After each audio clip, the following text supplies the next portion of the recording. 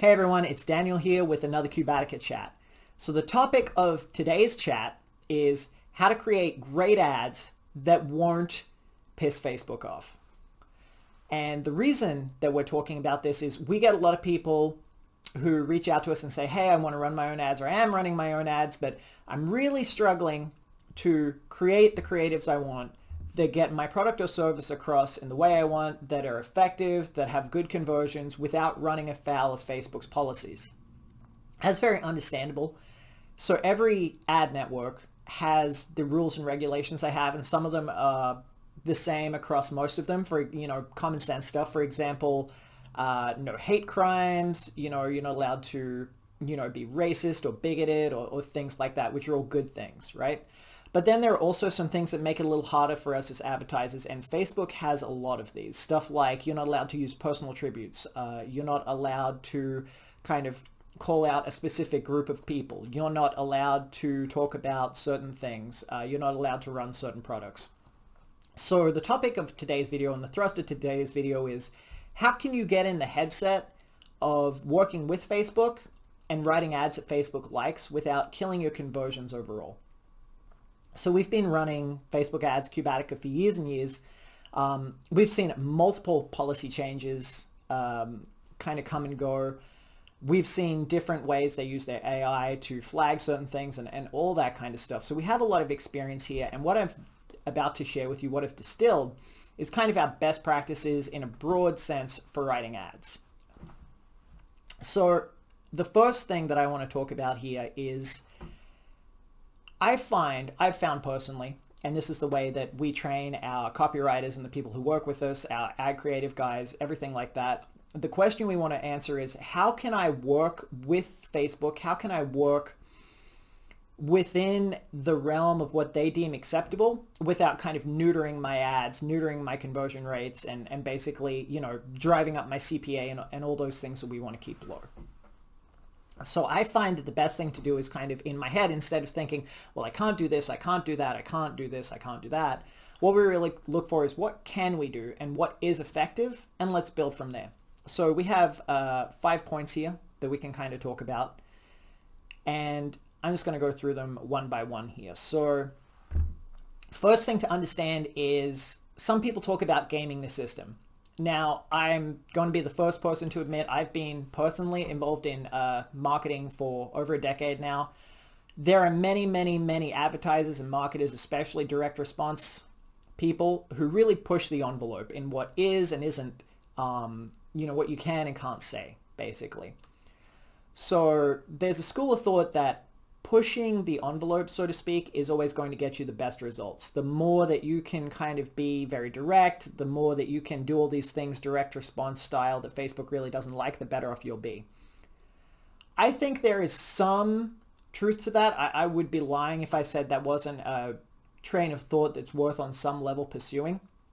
But overall, I would really shy away from that unless you really, really, really know what you're doing. And frankly, unless you have a very good connection to someone at Facebook, an enterprise level rep or something like that, who can kind of help you get unstuck when things happen, especially lately with everything going on in the world. Facebook's times of getting back to you and appeals and stuff like that is longer, and every day that's kind of sitting in appeal or you can't run ads, that's a day you can't make money or run ads to make money. So understand that if you are pushing against Facebook's system and what they are looking for, you will eventually get found out. And when you get found out, not if you get found out, when you get found out, bad things are going to happen. They're going to ban accounts. And the thing you have to understand about Facebook is it's not the kind of platform where it's just set up a new account and start again. They're really sophisticated. They have a multitude of ways of tracking people who set up multiple accounts. Even I don't really understand all the ways they do that, but I know some of them, but I do know it's very far reaching. So if this is a flash in the pan thing where you're not really building a business, this is a little opportunity thing where you're like, hey, if I can run this for a week or two, that's all I need, you might be able to get away with it. Do I condone it, or do I think it's a good idea? Not necessarily, but I'm also not the morality police, so I'm not here to make that judgment for you. What I am going to say is just be aware of how sophisticated Facebook is, how many people using Facebook, the incredible artificial intelligence Facebook uses to look at ads and understand that you are not going to get away. This is not a situation where you can just ignore the rules and get away with it. You just cannot. So you might see other people doing it and go, well, if this guy's doing it, why can't I? Well, that guy just hasn't been found out yet.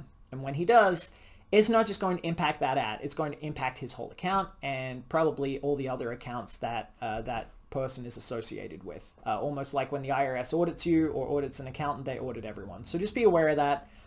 And that's why for most of our, well, for all of our clients, frankly, we advocate a different approach, which I'm going to talk to you about here. So again, I find that a mindset of what can I do is a lot better than what I can't do. So let's talk about those things. The first thing that I really like to use in Facebook ads I find super important is testimonials. Okay, so Facebook really don't like claims. They really don't like you to say, if you use this product, here's what's going to happen. The big ones that they trigger, of course, are income and weight loss. Thanks, scammers, for ruining it for the rest of us. So if you have a weight loss product and you say, hey, like, the average person loses 10 pounds in a week or whatever it is, that's going to trigger some flags. That's going to get you caught up. It doesn't matter if it's true, okay? In my opinion, my experience, it really doesn't matter how true it is. You're still doing something Facebook doesn't like. They don't like it because if the FTC sees that you're running these ads, they're going to talk to Facebook and say, hey, you guys are running this on your platform and it's defrauding customers. It's fraud. Facebook doesn't want that to happen. Facebook doesn't need that headache, so they're just not going to kind of deal with claims in general. However, a really good way to get around this is either your own personal story or, even better, client and customer testimonials, okay? So I can't say, for example, in a Facebook ad, hey, everyone, I can't say to you, buy this, buy these green smoothies and you'll lose 10 pounds in a week. I still can't say the average, if let's say I have this data and I've sold all these smoothies and I know what my average customer loses and I know that for a fact and I can back it up, I still wouldn't do that, and you still can't really say, oh yeah, the average person loses this much. What you can do is say, hey, Mary from Costa del Sol or whatever lost 10 pounds in 1 week using these smoothies. What's even better is kind of when it comes from your customers in their own words, particularly if you're doing video testimonials and stuff like that. That's really, really effective. So that's a way. So Facebook don't like you to use claims. Claims are the bread and butter of any direct response advertiser, right? If we're selling something, we need to tell people, here's why you should buy it, because it's going to do something for you. No one has ever bought anything without a benefit in mind. Sometimes Facebook makes it a little difficult for us to share those benefits with our audience, but using this system, we can kind of do that in a way that Facebook's really happy with, customers are really happy with, is really authentic as well. So that's the first thing. If I'm ever looking to make a claim, often that's kind of where I'll start looking. I'll start looking at testimonials, customer journeys that we have on file and stuff like that. Okay. So the next thing that trips people up all the time with Facebook, and especially direct response copywriters and direct response advertisers, is that you can't use any personal attributes. Okay, so I'm not allowed to say, hey, if you're a woman over 55, blah, blah, blah. Absolutely not. I cannot do that. I can't even, if you use the word you or your in your ads or even on your landing pages, because a lot of this goes for landing pages as well. Facebook will probably flag that and have someone review it. Occasionally you can get away with it. It's really innocuous, but more and more I'm seeing them really come down on that. So you can't really make any personal call outs, personal attributes, any of that sort of thing. What I do to get around that is I always speak in third person. Okay, so if I'm saying, you'll do this, or, you'll get that, you can't do that. So change it into a third person situation.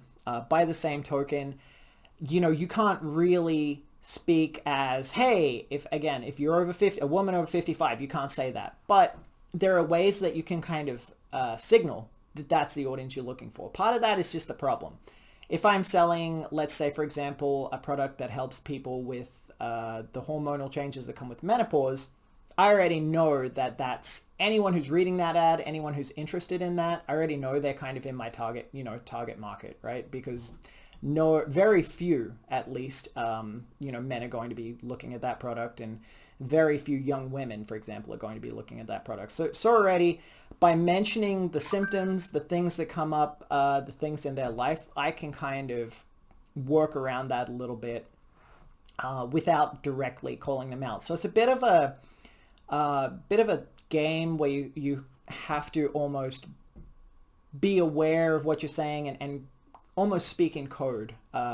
It's a bit of a developed skill set, but if you start looking at it that way and thinking of that way, how can I show the people reading this that I understand them? How can I show them that I get them, I'm on their side, I'm a part of their tribe, anything like that? You can usually do with the way you speak, your syntax, the words you use, the things you reference, all that sort of stuff can help create a tapestry of you talking to these people without straight out saying, hey, this is for you if you are XYZ, okay?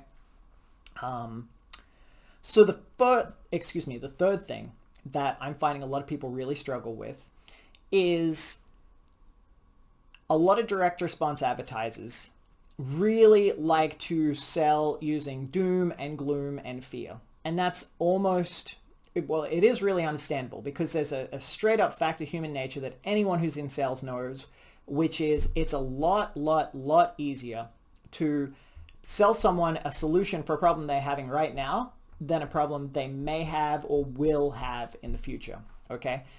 The amount of people who lose weight, for example, will skyrocket if your doctor says to you, hey, if you don't lose 50 pounds in the next 6 months, you're not going to make it to see your daughter get married. That's a lot of incentive, okay? If your doctor's just like, look, you're kind of fat, this isn't healthy, I don't know what to, this isn't going to be good, you're going to have a lot less impetus to change that. So one of the first tricks we learn in sales and in human nature is that moving away from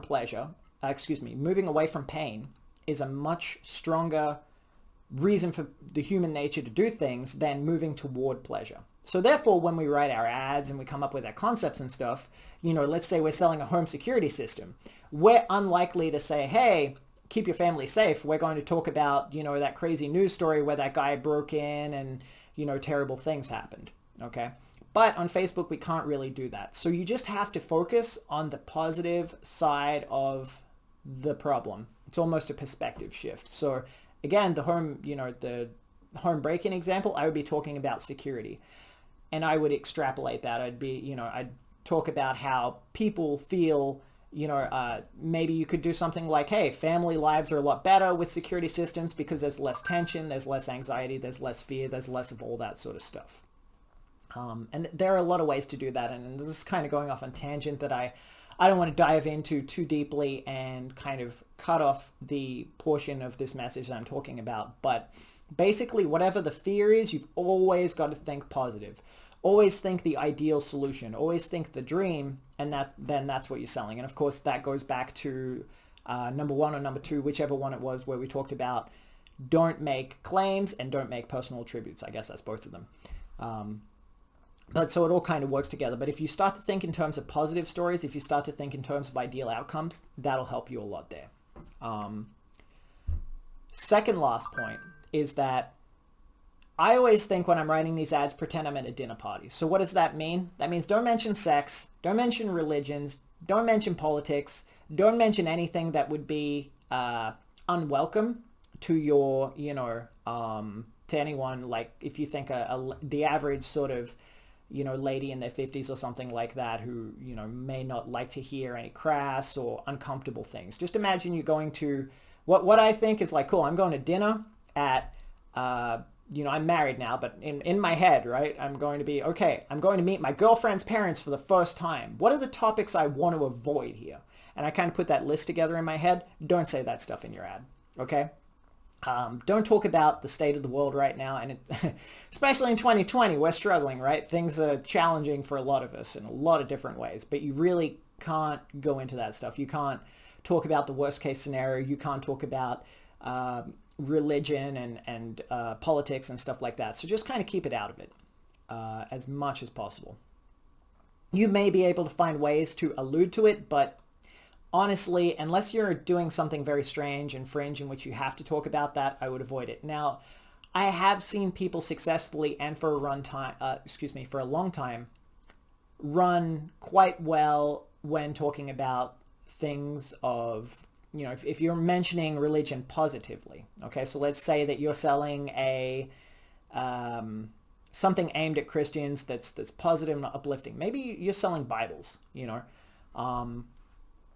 can definitely come at that with, talk about religion and how religion is important and how religion builds beautiful things, and how, for example, if I was doing so, I might talk about how the Word of God brings people together or something like that. And by the way, I'm not religious. I am kind of agnostic or whatever, but the point still stands.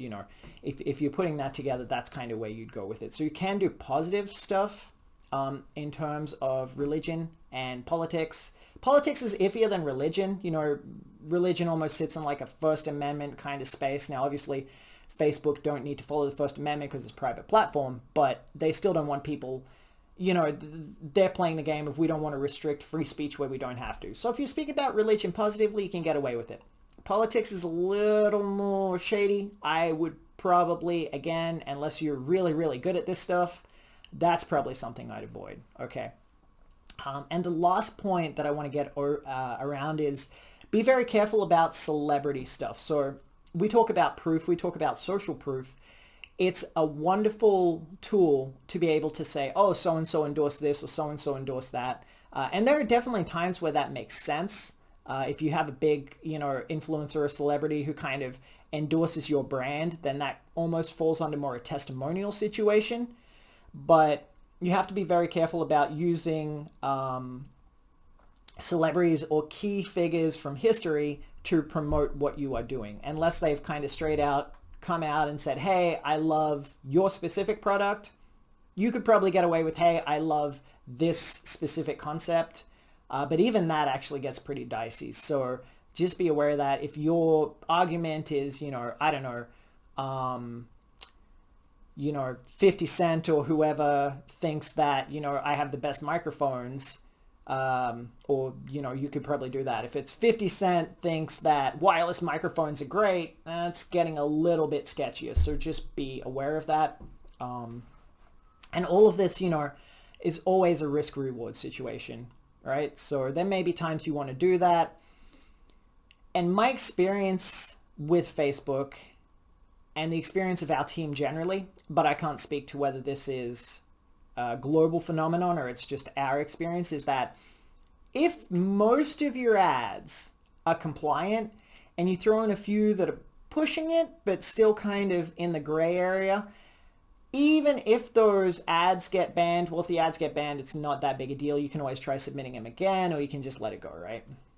Even if the account or the business manager, for example, gets banned, you've got a lot better shot at getting that back and getting that back in a good way. If you kind of have a good history and you can say like, look, it was an honest mistake, or I didn't realize I could do that, or even just, oh yeah, I kind of screwed up and that one slipped through the cracks. It doesn't matter.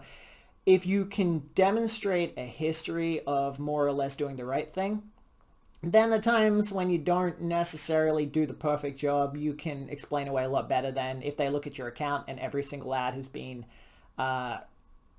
flagged because you're not following best practices. So that's my little 5-point checklist on how we conceptualize the ads we're writing. We are going to be putting together a training, I believe, soon, which is a very loose term, in regard to some of the ways that we put together creatives, because we have some really cool systems and stuff like that. But for now, I'm hoping this kind of will get you started. This will help give you a lot of context and some new ways of thinking about how you can put together creatives in Facebook. I really hope you enjoyed it. Again, as always, any questions or comments, you're welcome to comment below the video, or you can shoot us an email at hello@cubatica.com. Okay, I really hope you guys enjoyed this.